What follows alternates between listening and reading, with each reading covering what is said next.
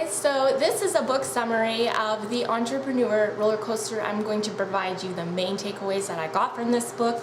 It's an excellent book for if you are already an entrepreneur. You can definitely gain knowledge out of it, but it's especially good if you are just thinking about starting a business or just starting out on a business venture and you honestly have no idea what you're doing. You don't know where to place your focus on, and maybe you're feeling a little bit afraid, lost, or confused. This book will definitely point you in the right direction. It's written by a business leader named Darren Hardy. Here, I'll show you guys a picture of him. Looks like a happy guy. Yeah, so let's get right into the main takeaways from this book.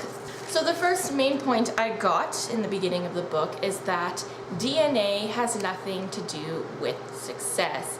Talent is not something you're born with or an innate ability. You're not born dumb and you're not born special. It's really not how it works, and the science, the studies, and just people's life stories are telling that truth, okay? Success is something that anybody can achieve if they, first of all, know the right things and then apply these things or pieces of knowledge to their life, and they work hard and they're consistent and they're disciplined. Okay, there's several ingredients to the soup of success, but the point is that everybody can make this soup. So that was the first main takeaway, and it's a very empowering takeaway. It puts the power back into your court. You can achieve your goals. You can do whatever you want to do. Whatever you dream, you can achieve. The second takeaway I got is you need to know how to sell. This is a skill that you need to learn as an entrepreneur. There's no way around it. It's kind of a deal breaker. You need to know this skill. And he has a very detailed chapter on strategies and different techniques that you can use to sell, and I've actually created a video about it, so I'll link that video below for you. But the point is that you do not have a business until you sell something, so you need to study marketing, understand marketing, and educate yourself on how to make sales.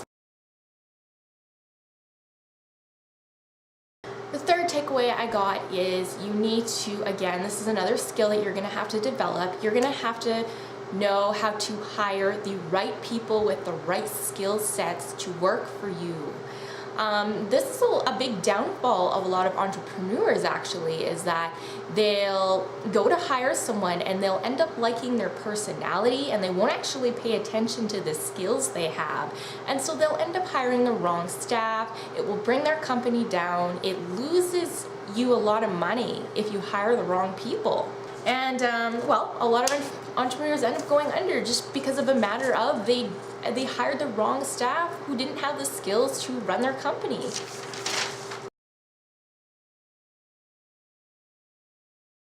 The fourth takeaway I got is that you need to learn how to be an effective leader. Again, a lot of entrepreneurs end up being very ineffective leaders, and they kind of have the mindset that they have to do everything in the company because nobody else is capable of doing a better job than they are at the tasks in their company. So they end up doing everything, and that doesn't give them any time to actually lead their employees, and so their company falls apart. It would be like if the coach of a basketball team was trying to play all the positions during a game. Remember, as an entrepreneur, you set the example, you're going to set the pace for your company. And also, another great mindset to adopt for you as an entrepreneur is that of full 100% responsibility for everything that happens in your company. You are accountable for everything that could go wrong with your company. It's all up to you, and the buck stops with you. Take that power and own it, and that will make you an effective leader.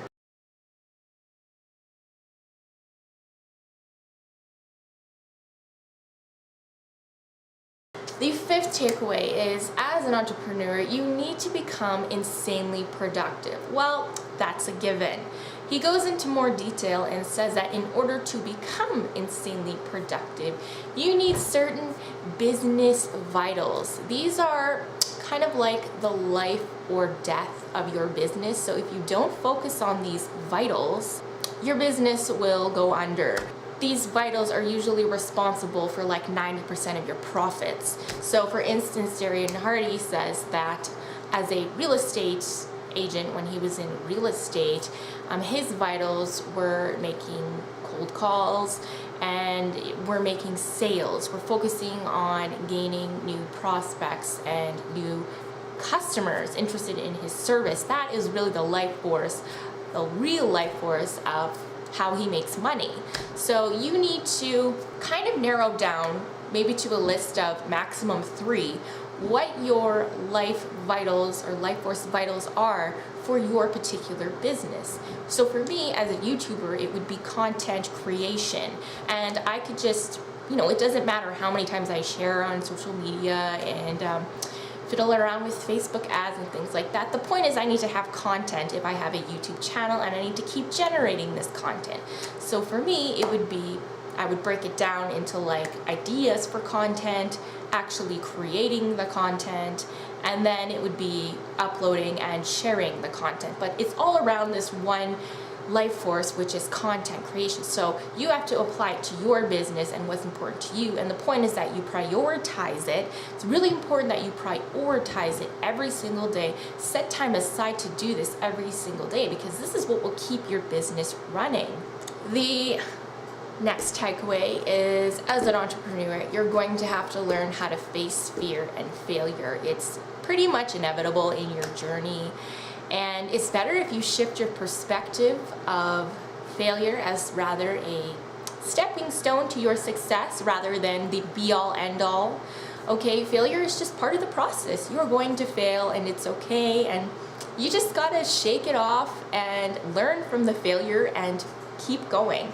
Keep going. The point is, the real successful people kept going and they failed a lot of times. One of my favorite quotes is, failure is not there to obstruct, it is there to instruct. Great way to view failure and fear. You're just gonna have to learn to face the fear, embrace the fear even. If you feel that fear coursing through your body, do not try to escape from it. Just allow yourself to feel the feeling of it, and trust me, it will go away. And when you really start to become aware of it and think about, well, why am I actually scared? You'll realize that you're really probably over-exaggerating things, and maybe you have no reason to actually be scared, and you're just psyching yourself out for no reason. The point is, don't try to escape from it, don't try to run away from it, and definitely don't let it control you. And the last point, which I thought was I cannot not share this point, is don't miss the point. So you're gonna get caught up in the life of being a business owner. It's gonna be very mentally and emotionally taxing, and it's also going to be very consuming. It's going to consume, if you're not careful, your mind, and then it will consume the way your life ends up looking. And the point is that you always have to do these, I guess for lack of a better word, these reality checks. You have to remember, why did I start a business in the first place? What actually matters to me? What do I actually want to accomplish in this life, leave behind in this life?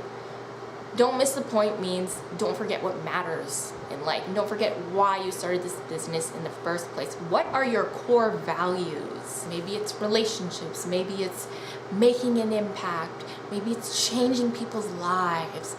What is your real mission in life? And is it in line with your business and the way that you are leading your life presently? You always have to ask yourself that on a regular basis. And another great exercise to do is to imagine that you died and somebody is writing an obituary about you. What do you want your obituary to say about you, about what you accomplished in your life, about what your life reflected as what you thought was important, right? That's another great exercise. Imagine someone's writing your obituary.